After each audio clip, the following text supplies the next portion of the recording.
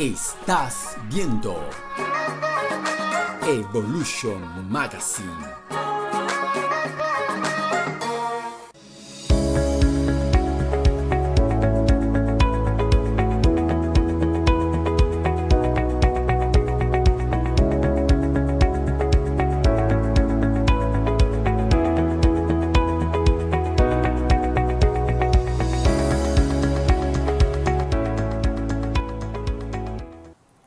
Así es, amigos, estamos de vuelta. Salud al día. En esta oportunidad me acompaña la doctora Carleni Ruiz. Ella es pediatra puericultora y vamos a hablar de un tema bien sabroso, o de varios temas realmente, porque vamos a hablar de los pero más chiquiticos de la casa y esas enfermedades comunes. Pero antes de comenzar, por supuesto, bienvenida, doctora, ¿cómo está?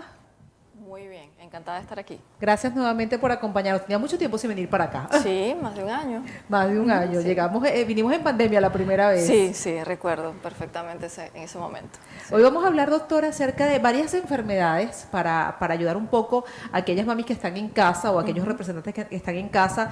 Y muchas veces yo digo que la etapa más difícil es cuando los niños están tan pequeñitos que no hablan, que no se manifiestan, que no sabemos que llora por qué. Y vamos a hablar de esas enfermedades, las típicas, las comunes, las que más se presentan en niños, que ojo, hay muchísimas, yo creo que el menú es bien extenso, Sí, señor. pero hay unas como que muy típicas que somos las que vemos habitualmente. Claro. Bueno, un gusto de estar acá, un gusto de poder transmitirle información a ustedes y que sea de provecho. Definitivamente, pediatría es un mundo aparte, es súper difícil poder evaluar y tratar a un paciente y guiarte en cuál es el guía o el trayecto en que ese paciente te está hablando. Te está hablando entre comillas porque depende de la edad del paciente, él puede manifestar diversas características o no las puede manifestar a través del habla o pensamiento. Pues todo va a depender del grupo etario como tal, de la edad que tenga el paciente. Pero sin duda alguna sí, durante este periodo es muy crítico, o se considera que es uno de los muy críticos porque los niños son muy propensos a enfermedades, sobre todo infecciosas y que son de más fácil transmisibilidad. Y todo también va a depender de muchos factores, de la edad, como lo acabo de decir, y del ambiente donde se relacione y de las personas que lo cuidan, por supuesto, y del contacto directo que tenga con otro ser humano y con el medio ambiente donde se desenvuelve. Antes de entrar con estas enfermedades, doctora, vamos a hablar un poquitico acerca de esas recomendaciones porque, por ejemplo, hay inclusive médicos o las abuelitas que son las que son así más cuidadosas que dicen, cuando un bebé está recién nacido, nadie debería tocar al bebé ni cargarlo. Es más, casi que aíslo por lo menos hasta la primera semana que el bebé como que se ambiente. ¿Eso es lo recomendable? Sí, definitivamente sí. El periodo neonatal, que es desde el momento que nace hasta el día 28 de nacido, es muy crítico porque tiene más disponibilidad o es más propenso a contraer enfermedades, sobre todo de transmisión respiratoria. O, por ejemplo, o el grupo familiar que viene descuidado de la calle, que ha tenido contacto con 1001 sustancias y no tiene buena higiene personal y entonces se dispone a entrar a la habitación donde está el niño, a cargarlo. Tiene un sinfín de bacterias, virus que puede transmitirle en un segundo. Entonces sí, totalmente recomendable que el niño en esta etapa sea bien cuidado y las personas que lo cuiden tengan buena higiene personal.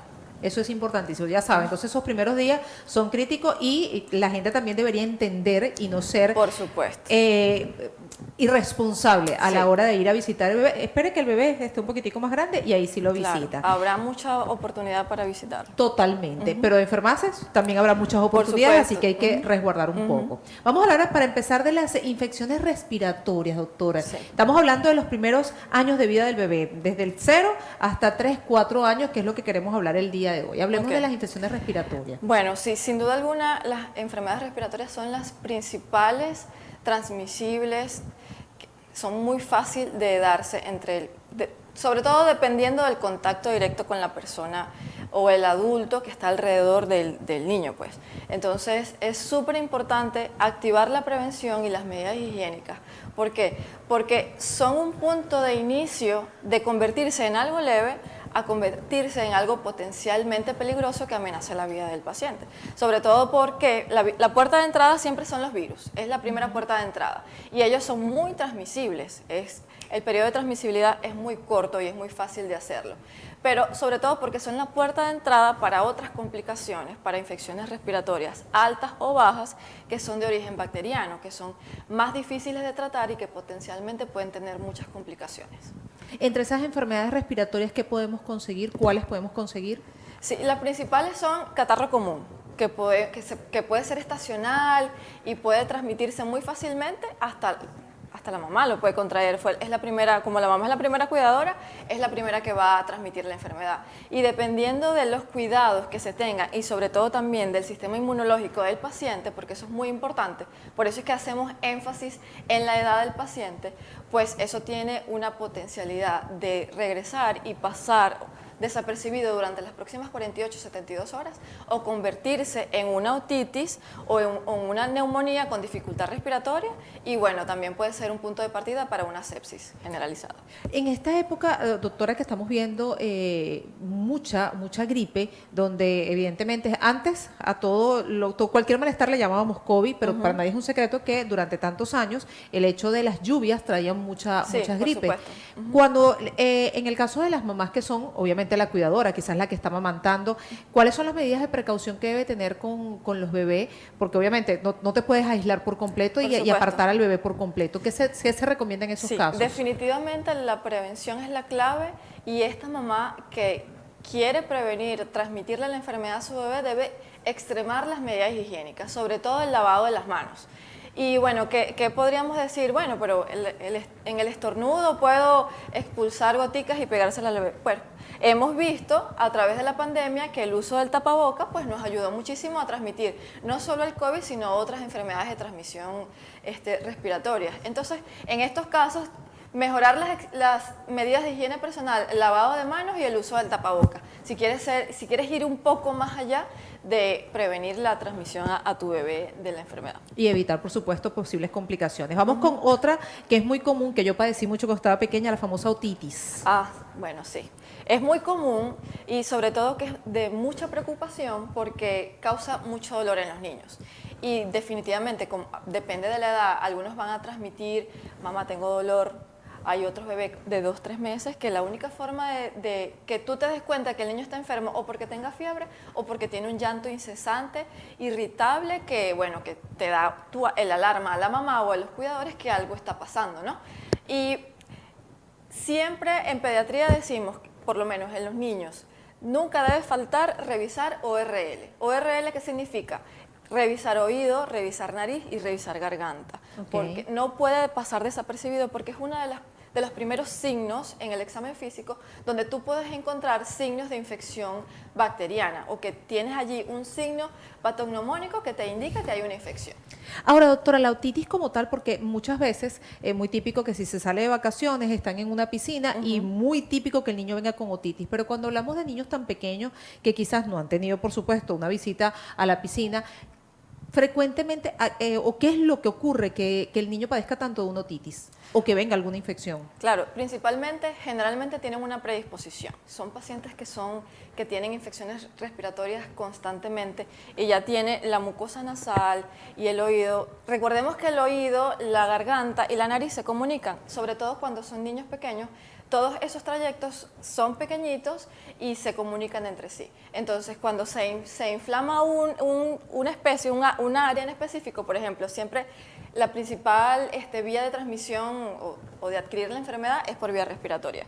Esa mucosa es muy susceptible de inflamarse, de estar allí hiperémica y, bueno, una cosa es consecuente de la otra y, por ende, cuando un paciente que ya tiene esta predisposición y está en contacto con la piscina, un ambiente húmedo, también por sumergirse en agua, pues eso aumenta la presión del canal auditivo y por supuesto tiende mayor a inflamación y por supuesto al dolor y a ser un tejido susceptible de infección bacteriana. Y por supuesto la recomendación que me imagino que obviamente al no hablar tan pequeñito, pero al restregarse el oído y acudir inmediatamente al pediatra. Bueno, principalmente el dolor.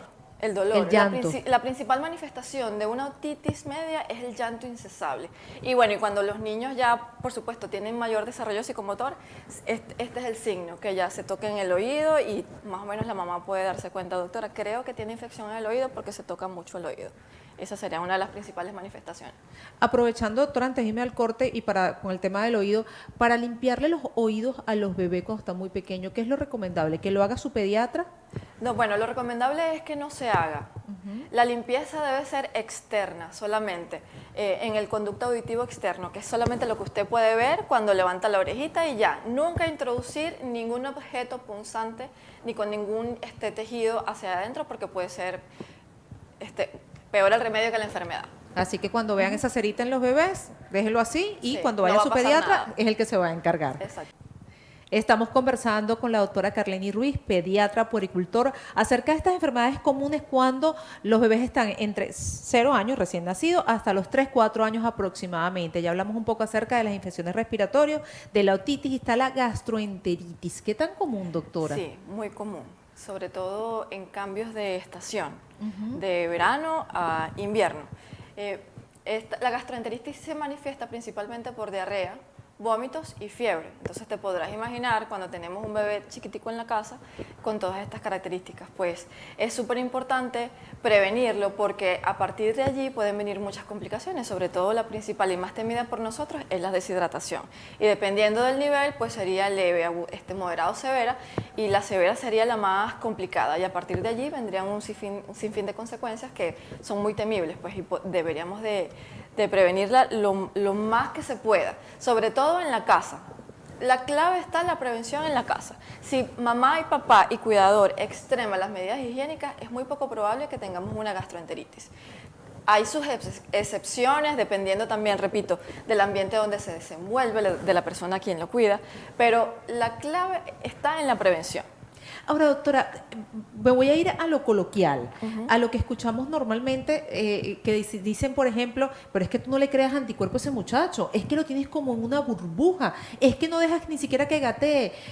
¿Cuál es el deber ser? ¿Cómo creamos anticuerpos y cómo protegemos? Porque evidentemente, por ejemplo, el chupón, que es una de las cosas que el bebé se le cae, que vuelta que el chupón está en el piso, que lava el chupón, una de las tantas cosas, o que agarró algo y se metió la mano en la boca. ¿Cómo creamos anticuerpos y a la vez protegemos al bebé? Bueno, eso es algo muy difícil de delimitarlo, porque bueno, evidentemente todos los niños necesitan estímulos sensoriales externos para poder desarrollar su máximo potencial dependiendo de la edad en que se encuentra el paciente. Pero definitivamente creo que la clave, repito nuevamente, es la prevención y extremar las medidas higiénicas es lo esencial. ¿A qué me refiero? A lavarnos las manos constantemente, a cocinar bien los alimentos que le damos a consumir al bebé y bueno, hervir el agua o comprar agua potable que sea lo más limpia posible, que sea, pues, por supuesto, apta para el consumo del bebé. Y si va a gatear, limpien bien el piso donde va a gatear. Por supuesto, no puedes tener el ambiente sucio donde el niño va a estar en contacto, pues es lo que estamos diciendo anteriormente. O sea, va a depender del contacto, del tipo de contacto, la exposición que tenga el bebé. Entonces, todo influye, el ambiente y el contacto con la persona que esté a su alrededor. ¿Cuánto hasta qué edad es ese cuidado extremo, doctora, que debemos tener de que, porque evidentemente ya cuando van creciendo uno se va relajando Claro. y dice, ok, ya va, espérate, ya no es que no tengas cuidado, pero ya no es tan extremo. Sí. ¿Hasta qué edad debemos estar más estrictos con los niños? Generalmente, ya a partir de los 5 años, la presencia o las infecciones respiratorias vienen en disminución. Eso sí, estadísticamente hablando, ya lo hemos notado. Ya, la mamá siempre eso es una pregunta clave de las mamás en la consulta. Doctora, ¿hasta cuándo tanto moco? Bueno, mamá, esperemos que después ya de los 5 años, pues ya la cantidad de moco o las infecciones respiratorias a repetición vayan disminuyendo. Y eso tiene una respuesta inmunológica, pues a medida que el niño va creciendo, pues su sistema inmunológico se va desarrollando. Pero generalmente a los 5 años, desde el punto de vista de las infecciones respiratorias. Sin embargo, las medidas higiénicas siempre van a estar o deben estar a la orden del día, porque hay otras enfermedades que también, si no se toma el cuidado necesario que el paciente necesita en ese momento, pues van a aparecer enfermedades según lo que vaya aconteciendo. Inclusive con nosotros como adultos. Por supuesto, por supuesto. Vamos a hablar de las infecciones cutáneas. Ok. Bien, bueno, las infecciones cutáneas también tienen un origen viral o bacteriano. También va a depender del tiempo donde estemos, del ambiente donde nos estemos relacionando. Principalmente, dos que me vienen a la mente en este momento es de causa viral, que es la varicela, la lechina que todos conocemos en la casa, que es, bueno, esta es una infección viral y se transmite por contacto directo con la persona que tiene el virus en ese momento y que tiene su periodo natural de evolución de la enfermedad y pues si depende de los cuidados que tengamos y de la edad del paciente, pues vamos a tener un cuadro leve. En otros casos, como en niños, en neonatos o en adultos, podemos tener complicaciones específicas para esa enfermedad. Y la otra que me viene a la mente es la infección por escabiosis. Eso no es una infección, sería una infestación. Y es una enfermedad directamente causada por un parásito que se aloja en ciertas áreas específicas de la piel y bueno, y causa diferentes tipos de lesiones y lo más incómodo para los niños es el prurito. Esa piquiña, exactamente, que bueno, y generalmente eso se transmite por mala higiene personal.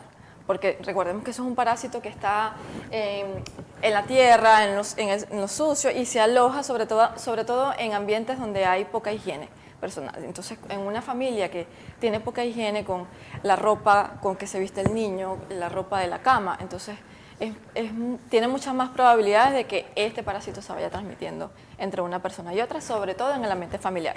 Y que es importante, doctora, que las cosas del bebé son las cosas del bebé. Por ejemplo, la toalla con que secan al bebé es la toalla del bebé y la del adulto es del adulto. Por supuesto, exactamente. Eso sí, tienes razón. Las cosas del bebé, de higiene personal del niño, siempre deben ser solamente de él y tener un cuidado aparte.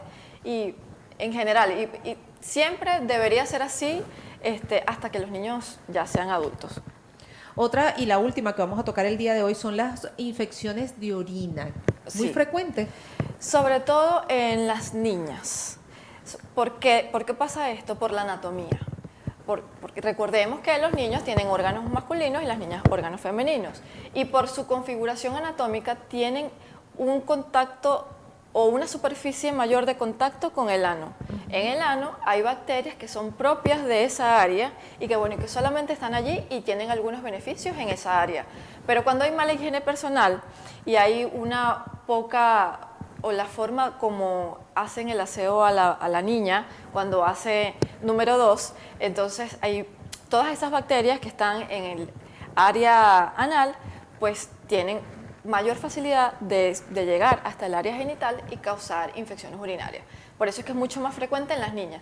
Cuando sucede en los niños hay que buscar otra causa. Generalmente en los niños tienen una estructura de base. Puede ser que en ese paciente masculino que tenga infección urinaria a repetición, pueda que tenga alguna malformación congénita. Y ese sería otro tema para otro programa. Pero en este caso, en las niñas, por eso es que es mucho más frecuente. Y bueno, y repito, la clave está en la prevención, en la higiene. Ahora, fíjense que voy a aprovechar y hago las preguntas que quizás cualquier madre se pueda hacer, sobre todo las primerizas. Antes no existían las famosas toallitas húmedas. Antes, normalmente, iban a cambiar al bebé y lo lavaban. Sí, enseguida lavaban al bebé. Hoy en día las toallitas húmedas se pusieron a la orden del día y normalmente muchos, hasta estando en casa, usan las toallitas húmedas. ¿Cuál es el uso correcto cada vez que se le cambia el pañal al bebé? Pues bueno, definitivamente nosotros no recomendamos el uso constante de las toallas húmedas, principalmente porque la piel del bebé es muy delicada y siempre tienen una mayor predisposición de irritaciones y también vía de transmisión, porque vamos a estar claro que depende de la persona, es la forma de cómo realizar la higiene con las toallitas. Pero definitivamente lo que nosotros recomendamos es que cada vez que vayan a cambiar el pañal del bebé, debe ser con agua y con jabón el aseo principal del paciente.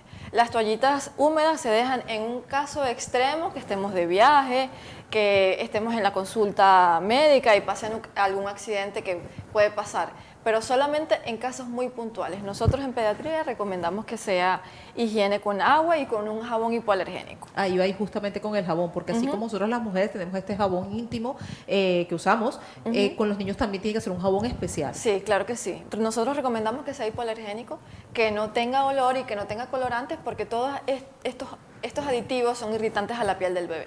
Y por supuesto, importantísimo, la consulta. La consulta al pediatra debería hacerse el primer año del bebé, ¿cada cuánto tiempo? Sí, cuando son recién nacidos, por lo menos 2 veces al mes. El primer contacto es para hacer un chequeo general del paciente y captar distintas malformaciones congénitas que pudiera tener ese paciente. Luego, al mes de vida y hasta el año, debería ser una consulta al mes. Luego, después del año, debería ser una consulta cada 2 meses.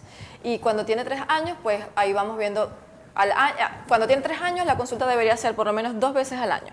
Y así sucesivamente vamos a ir disminuyendo. Porque todo va a depender, en este caso, de la evaluación del crecimiento y desarrollo. Los primeros años, el crecimiento y desarrollo tiene una velocidad muy alta, por eso es que es súper importante hacer el control rigurosamente de los niños en esta etapa. Importantísimo. Siempre acudir al pediatra, que es el especialista, que si hay alguna complicación lo va a remitir a donde sea la necesaria. Por supuesto. Doctora, gracias por venir y por la explicación. No, a la orden, siempre que me necesiten estar aquí. Gracias. ¿Dónde podemos ubicarla? Sí, bueno, actualmente estoy trabajando previa cita. Mi consultorio queda en la avenida principal de Lechería, al final, justo frente al Centro Gallegos. Ahí está, previa cita, la pueden ubicar, ahí está su Instagram para cualquier consulta. Que pase feliz día, doctora. Igualmente, gracias. Con la doctora nos vamos, señores, ya será hasta mañana. Recuerden que a las 4 de la tarde reposición de este espacio y mañana a partir de las 10:30 de la mañana. Mi agradecimiento, como siempre, a mi querido Víctor Hernández por mi estilismo, ubicado en el Centro Comercial Dorado de Nueva Barcelona. TFC Sport 58, encargados de mi entrenamiento funcional, ubicados en el Colegio Nacional de Contadores. Que pasen muy buen provecho, se les quiere. Bye.